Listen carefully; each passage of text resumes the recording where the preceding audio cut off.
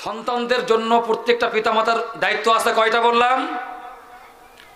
11টার মতো কর্তব্য আছে পিতামাতার। সন্তানদের জন্য পিতামাতার উপরে 11টা কর্তব্য আছে। একটা সন্তান নবজাতক দুনিয়াতে আসার আগেই 2টা জিনিস পায়। কয়টা জিনিস কথা বলেন? একটা সন্তান অধিকার রাখে, ভালো মা চায়। কি? আমাকে ভালো মা দাও, আমি ভালো বংশ দিব, ভালো সমাজ দিব। কি দিব? আমার আম্মা জানেরা, ও আমার মা বোনেরা, আপনারা হলেন এই সমাজের, একটা পরিবারের সব কিছু। Also run the family, all the work at home, cooking, cleaning, washing, হ্যাশকিং, taking care of the children, everything. আমার মা বোনদের উদ্দেশ্যে বলি, মা, একটা সন্তান বলে আমাকে একটা ভালো মা দাও, আমি একটা ভালো জাতি দিব উপহার। এই জন্য সন্তান দুনিয়াতে আসার আগে 2টা জিনিস পায়। কয়টা জিনিস? 1 নাম্বার হলো বুখারী শরীফের 590 নম্বর হাদিস। আল্লাহ রসুল বলেন, কে বলেন? আল্লাহর পয়গম্বর বলেন। কারণ পয়গম্বরের কথা কখনো মিথ্যা হয় না রে বাবা। কারণ পয়গম্বর সম্পর্কে একজন ইহুদি লেখক, ব্রিটেন লেখক, এনসাইক্লোপিডিয়া তার বইয়ের মধ্যে লিখে গিয়েছেন, he is the most of successful of all prophets and religious personalities Mohammad. এই পৃথিবীর মধ্যে সবচেয়ে বড় ধর্মীয় গুরু, সফল ব্যক্তিত্ব, মহান গুরু একজন, নাম তার মোহাম্মদ। বলেন না সাল্লাল্লাহু আলাইহি সাল্লাম? আরো জোরে বলেন সাল্লাল্লাহু আলাইহি সাল্লাম। হচ্ছে না? একটু জোরে বলেন তো সাল্লাল্লাহু আলাইহি ওয়াসাল্লাম। এটা মুসলমান। সাল্লাল্লাহর ফজিলত তো বুঝতেছেন না রে বাবা। যেই দিন চোখটা বন্ধ হয়ে যাবে সেই দিন বুঝবেন সাল্লাল্লাহর কি দাম। হাসরের ময়দানে আল্লাহ রাব্বুল আলামিন যখন বিচার করবেন, ফামাইয়া আমাল মিসকাল যাররাতিন খায়রান ইয়ারা ওয়া মাইয়া আমাল মিসকাল যাররাতিন শাররান ইয়ারা। ফয়সালা হবে 2টা, ওয়াসিকাল্লাযীনা কাফারু ইলা জাহান্নামা যুমারা ওয়াসিকাল্লাযীনা তাকাউ ইলাল জান্নাতি যুমারা। ফয়সালা হয়ে গিয়েছে, নেকির পাল্লা হালকা হয়েছে, খারাপের পাল্লা, বদ আমলের পাল্লা ভারী হয়েছে বেশি। আল্লাহ রাব্বুল আলামিন ফয়সালাও দিয়ে দিয়েছেন। জাহান্নামের ফেরেশতারা পিটাইতে পিটাইতে নিয়ে যাচ্ছে জাহান্নামের দিকে। আল্লাহ রসুল মাঝখানে দাঁড়িয়ে গেল। আল্লাহ রসুল দাঁড়িয়ে বলতেছেন, ও ফেরেশতারা, দাঁড়াও দাঁড়াও দাঁড়াও দাঁড়াও, কোথায় যাচ্ছ? আমার উম্মতকে নিয়ে কোথায় যাচ্ছ?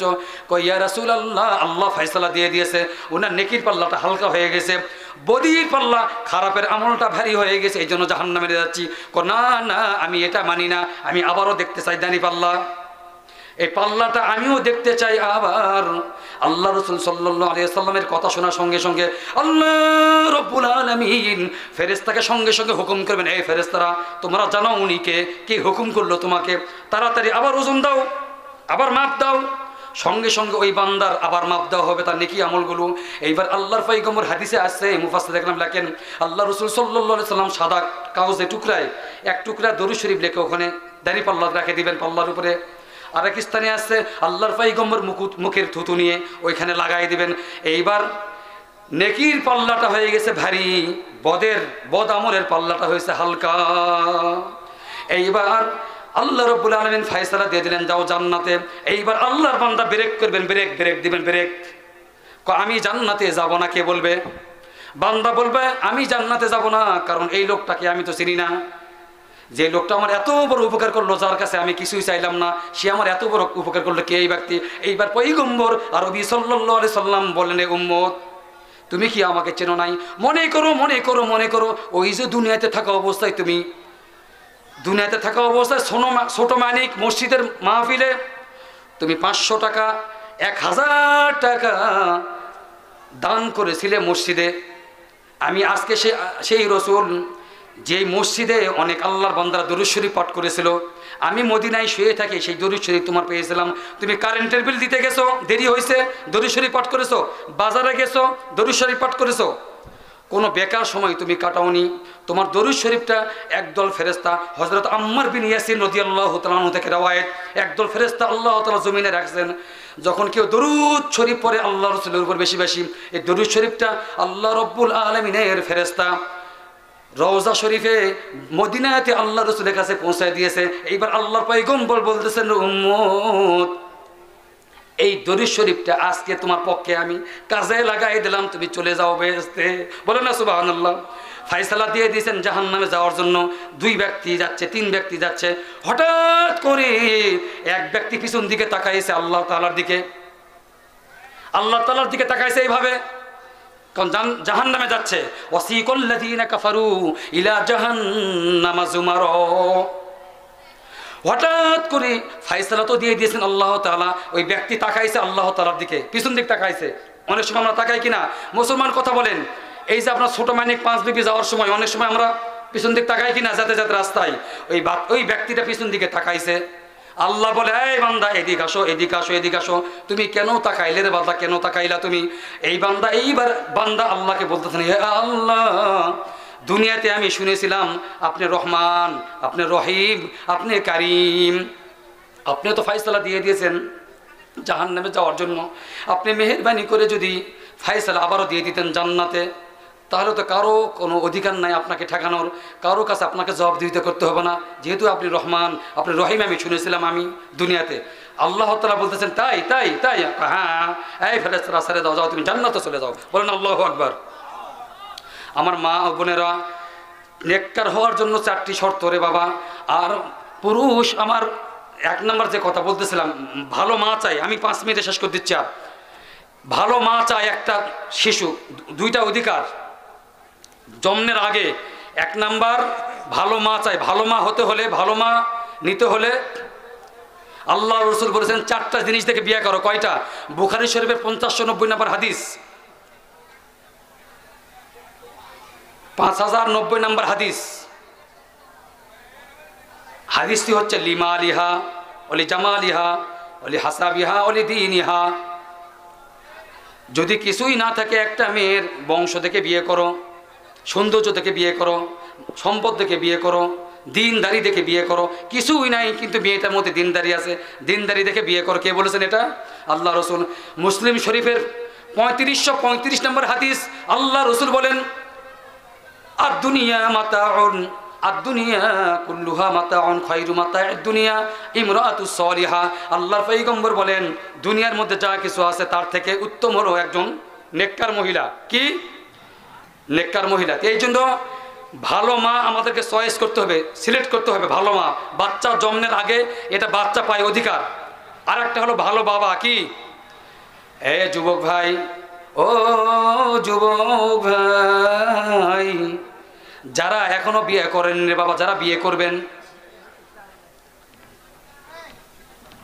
ভালো বাবা চাই। ভালো বাবা কে চাই? ওই সন্তানটা অধিকার।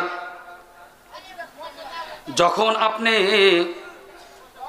বিয়ে করলা শেষ, বিয়ে করলেন 4টা গুণ দেখে। কয়টা গুণ? বিয়ে করা শেষ। বলেন তো, জীবনে প্রথম রাত কোনটা? এক কথা বলেন, জোরে বলেন, আমি শেষ করে দিচ্ছি। আমি এখন দোয়া করে দেব। এই জীবনে প্রথম রাত কোনটা? এই বাসর রাতে যদি কোনো বান্দা 4টা আমল করতে পারে। কয়টা আমল? 1 নাম্বার আমল হচ্ছে, একটু কাপড়গুলো ছেড়ে দেন তো বাবা, একটু এবার ছেলেবেলে, এই যুবক স্বেচ্ছাসেবক ভাইরা একটু ভিতরে কাপড় নিয়ে প্রবেশ করেন।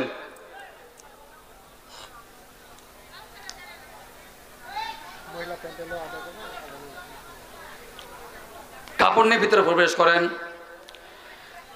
আমার মা ও বোনেরা, আপনাদের জন্য নেককার হওয়ার জন্য 4টি গুণ লাগে। একটা নেককার মহিলা মা বোনদের জন্য বলছি। 1 নাম্বার, আপনি বোরকা পরেন ঠিকই আছে, হাত মোজা, পা মোজা, বোরকা পরতেছেন, এটার নাম দিনদারি না। শুধু এটা করলেই দিনদারি হলো না, আপনি নামাজও আদায় করেন। কিন্তু স্বামীর সঙ্গে যদি কোনো মহিলা খারাপ ব্যবহার করে, আপনার দিনদারি হওয়ার জন্য একটা মহিলার প্রথম নম্বর হচ্ছে, আপনাকে স্বামীকে আনন্দ দিতে হবে। কি দিতে হবে? স্বামীকে আনন্দ দিতে হবে। যেভাবে হোক, স্বামী যখন বাইরে থেকে ঘরে প্রবেশ করবে, আপনাকে আনন্দ দিতে হবে। যেভাবে হোক, কাতুকুতু দিয়ে হলেও আনন্দ দিতে হবে। যদি স্বামীকে হাসাইতে পারেন, স্বামী যদি আনন্দ পায়, এই আনন্দটা দেওয়ার জন্য যদি আপনার দাঁত, যে কয়টা দাঁত বাইর হবে, আমার মা বোনদের উদ্দেশ্যে বলতেছি, ওই কয়টা দাঁতের সওয়াব, প্রতিটা দাঁতের বিনিময়ে আল্লাহ তাআলা করে, আল্লাহ আপনাকে একটা করে সওয়াব দান করবেন। তিরমিজি শরীফের হাদিস, 6টা দাঁতের কথা আসছে। কয়টা দাঁত? তাই বলে কোনো মা বোন যদি 32টা দাঁত বার করে হাসে তাহলে কিন্তু হবে না। কয়টা দাঁত? কয়টা? 6টা দাঁত। স্বামীকে খুশি দেওয়ার জন্য, খুশি করার জন্য, আনন্দ দেওয়ার জন্য যদি আপনাকে হাসতে হয় 6টা দাঁত বার করে, প্রত্যেকটা দাঁতের বিনিময়ে আল্লাহ তাআলা একটা নফল হজের সওয়াব দান করবেন।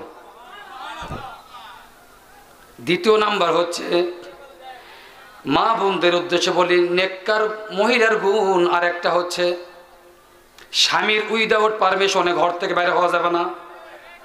স্বামীর পারমিশন ছাড়া কোথাও বের হতে পারবেন না। এমনকি যদি কেউ মারা যায় তাও নয়। কথা বুঝাতে পারলাম?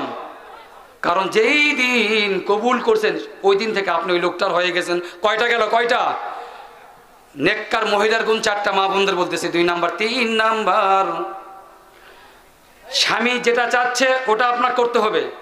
আপনার কষ্ট হয় হোক, আপনার মেনে নিতে হবে। স্বামী চাচ্ছে মা বাবা ভাই বোন সবাইকে নিয়ে একসঙ্গে খাওয়ার জন্য, কিন্তু আপনি চাচ্ছেন না, আপনি আলাদা হয়ে খাবার চাচ্ছেন। এটা কি আপনাদের এলাকায় আছে?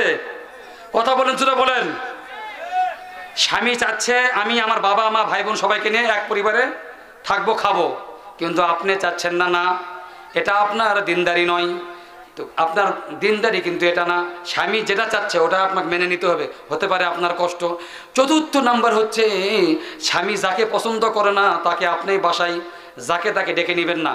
ও আমার যুবক ভাই, যারা পরকিয়া করেন, পরকিয়া করলে 4টা ক্ষতি হবে। কয়টা ক্ষতি?